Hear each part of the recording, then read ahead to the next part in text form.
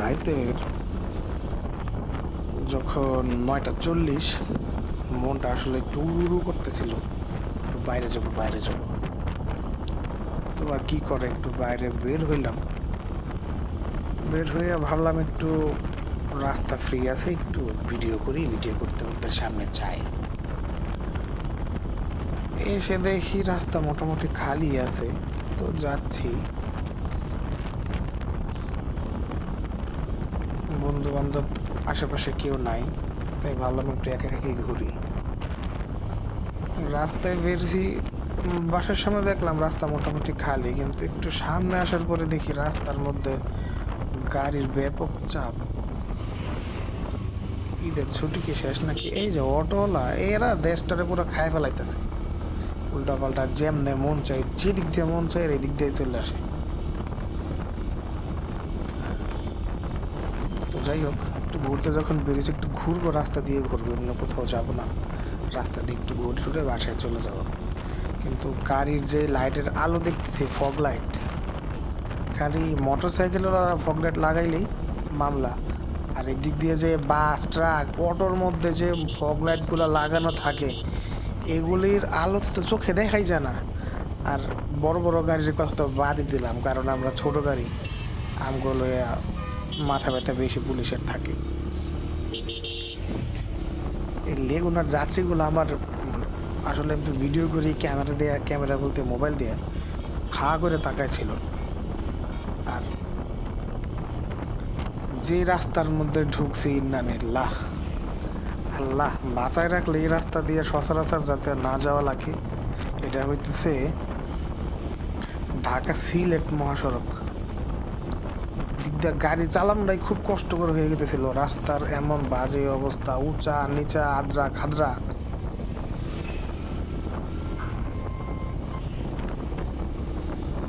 তার মধ্যে ভাবলাম হয়তো বা রাস্তার মধ্যে গাড়ি ঘোড়া কম, হয়তো রাত, ঈদের ছুটি চলতেছে, একটু ঘুরি।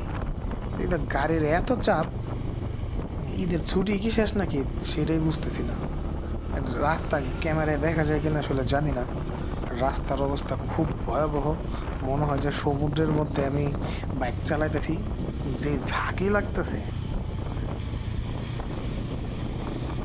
এই রাস্তা দিয়ে গাড়ি চালানো আসলে সম্ভব নয়।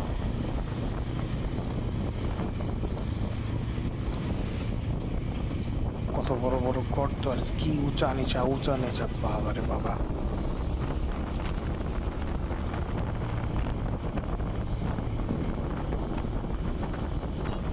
যাই হোক, আমার দরকার একটু ঘোরা, কারণ ঈদের এত লম্বা ছুটি পাইছি, এই লম্বা ছুটির মধ্যে একটু ঘুরতে পারি নাই, বাসা থেকে বেরই হই নাই। আসলে মনে বড় হয়ে গেছে, এর জন্য বাসা থেকে বের হই নাই। আর বাসায় থাকতে থাকতে কেমন একটা একঘেয়েমি চলে আসছে, এর জন্য একটু বাইরে বের হয়েছি, তাও রাতের বেলা। আর দিনের বেলা ঘোরাঘুরি করতে আমার ভালো লাগে না কেন যেন। দিনের বেলা রাস্তার মধ্যে গাড়ির অনেক চাপ থাকে, আর একটা প্রবলেম আছে, রোদের মধ্যে গেলে শরীর চুলকায় কেন যেন, অ্যালার্জি। যাই হোক, এটা আমার নিজের প্রবলেম।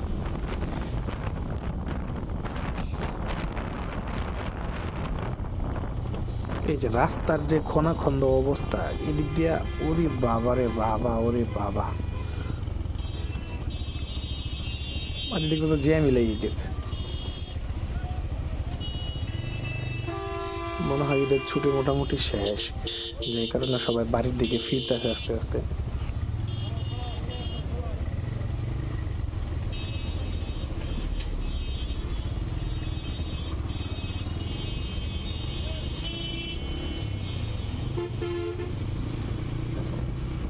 এই যে এই জায়গার মূল জ্যামটা লাগে হলো, এটা তারাবো বিশ্ব রোডের আশেপাশে বরাবর অটোওয়ালারা উল্টা পাল্টা গাড়ি চালায়। আসলে এদেরকে রাস্তা থেকে কি কখনো উঠানো হবে না কিনা আসলে জানি না। দেশের সরকার আসলে এদেরকে নিয়ে কি পদক্ষেপ নিব আসলে এটা আসলে বুঝতে পারতেছি না। এরা মহাসড়কের মাঝখানে তাদের মন মতো গাড়ি চালায়, হোক রাত হোক দিন, এরা তো মহাসড়কে চলতে পারে না, তাই না? এরা মহাসড়কের মাঝখান দিয়ে দৌড়াদৌড়ি করে। এদের কারণে বিকেলবেলা টিভিতে দেখলাম যে রাজশাহীর দিকে এক অটোর চাপায় এক শিশু মারা গেছে। চট্টগ্রামের লোহাগড়ার ওখানে বাসের সাথে অটো রিক্সার অ্যাক্সিডেন্টে অটোর 5 জনই মারা গেছে। তো ওরা কেন মহাসড়কে ওঠে, মানে এটা আসলে আমার বোধগম্য না। এরা চলবে শাখা প্রশাখা রাস্তা দিয়ে, এরা তো মহাসড়কে চলতে পারে না। এই যে দেখেন অটোগুলো আসতেছে, এক একটার কি লেভেলের ফগ লাইট লাগানো, ঠিক আছে। ওই যে সামনে আরেকজন যাইতেছে, ক্যামেরায় কতটুকু ভালো দেখা যায় জানি না। এই যে ওর তো মহাসড়কে আসলে ওঠার কথাই না, ও কেন মহাসড়কে ওঠে এটা আসলে আমার বুঝে আসে না। ওরা কেন মহাসড়কে কেন ওরা চলবে? মহাসড়ক তো ওদের জন্য না, হাইওয়ে তো ওদের জন্য না। এরা হরেন দিলেও ওরা চাপতে চায় না সহজে, তো ওরা অ্যাক্সিডেন্ট হবে না, হবে কি? এই যে রিক্সা, ব্যাটারি চালানো রিক্সা, ব্যাটারি নিয়ে চলে, এরা এখন নিজের পঙ্খিরাজ মনে করে, যেই কারণে এরাও এখন রাস্তার মাঝখান দিয়ে দৌড়ে বেড়ায়। কেন রে বাবা, তোরা তো রাস্তার মাঝখান দিয়ে চলার কথা না, মহাসড়কের সাইড পাইড দিয়েও তোদের চলার কথা না, তোরা কেন মহাসড়কে আসবি? যাক গা, আমি দেশের সরকার না, আমি দেশের সাধারণ পাবলিক, সাধারণ নাগরিক, আমি আমার সমস্যার কথা কইতেই পারি, কইলাম।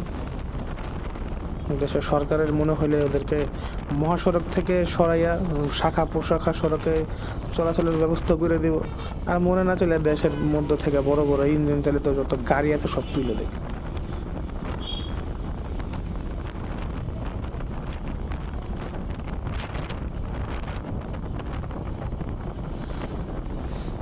তো রাত্রে করে একটু ভাবছিলাম একটু আরামে ঘোরাফেরা করবো, কিন্তু গাড়ির চাপ দেখে আমার মনে হয় যে ঘুরে যাবে না, আমার আসলে সামনে থেকে গাড়ি ঘুরে চলে আসা লাগবে। এই যে একজন রাস্তার মাঝখান দিয়ে হঠাৎ করে ক্রস, লাইটের আলোতে ওরে দেখতেই পাইনি আমি।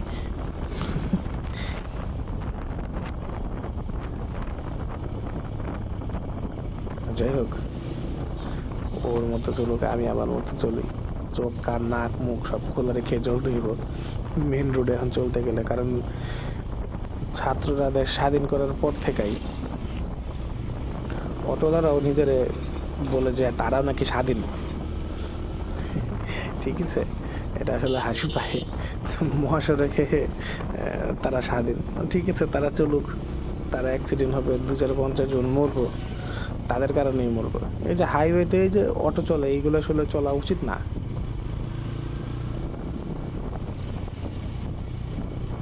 ওদের বিপক্ষে আমি না, ওরা ভালো, কারণ পায়ে প্যাডেল দিয়ে একটা রিক্সা চালানো, সে অটো চলে, শারীরিক পরিশ্রম কম হয়, কিন্তু মহাসড়কে তারা আসলে চলে। আমি আসলে এটার বিপক্ষে, আমি এটার পক্ষে না।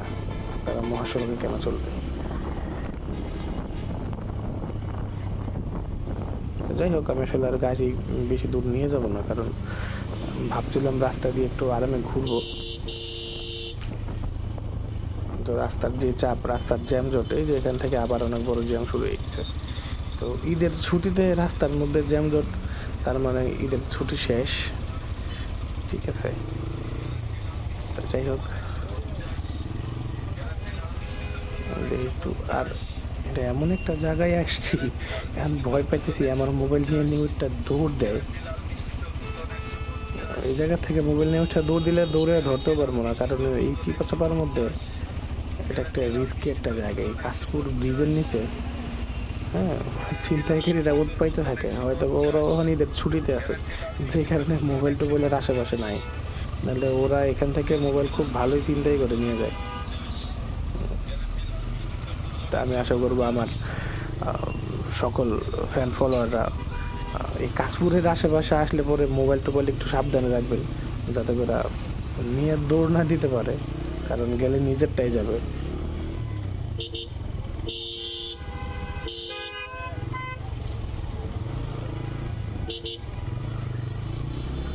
এই যে এদের মানে বাপ দাদার রাস্তা। যাই হোক, বেশি বললে এবার আমি আবার দেশদ্রোহী হয়ে যাবো, কোন সময় কইতেও পারি না। কি লাগে, দেশের বর্তমানে বাপ মা নাই, কিছু কইলে দেশদ্রোহী হয়ে যাবো। তার চেয়ে বললো আমিও ফোন রাখি। আজকে এ পর্যন্তই, আসসালামু আলাইকুম।